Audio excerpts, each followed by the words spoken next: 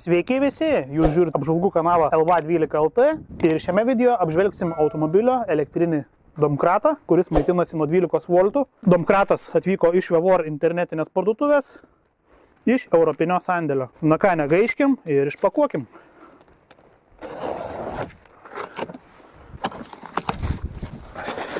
Domkratas, matom, yra tokiam plastikinėme lagaminėlėje. Jis sveria 6 kg 300 gramų. Na ir žiūrėkime iš arčiau, kaip čia jis atrodo. Štai matom, kas sudarė komplektaciją, tai instrukcija,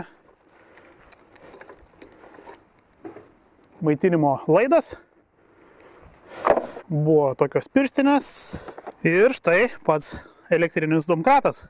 Pats domkratas turi tokį distancinį pultelį su 2 mygtukais. Vieną mygtuką paspaudus domkratas keliasi, kitą mygtuką paspaudus domkratas leidžiasi. Čia domkrato variklis. Kam įdomu, galit pasižiūrėti, pasiskaityti ant pauzės, kas čia ant jo parašyta. Tai 180 vatų galingumo variklis, 12 voltų ir maksimali srovė iki 15 amperų. Taip pat buvo tokie padukai.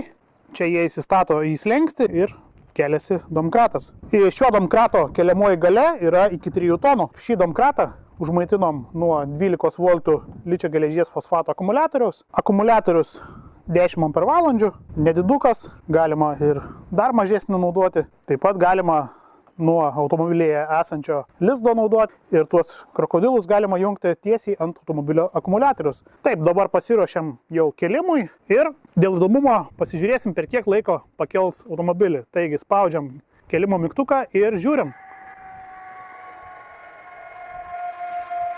Šio domkrato keliamoji galia yra iki 3 tonų.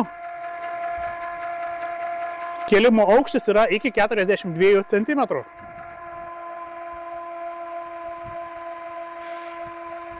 Taip, automobilį pakėlė per 41 sekundę. Visai neblogas rezultatas. Dabar dar dėl įdomumo pasiėmiau srovės matavimo replės. Pasižiūrėsim kelimo metu, kokią ima srovė. Taigi, uždedam srovės matavimo replės ir keliam.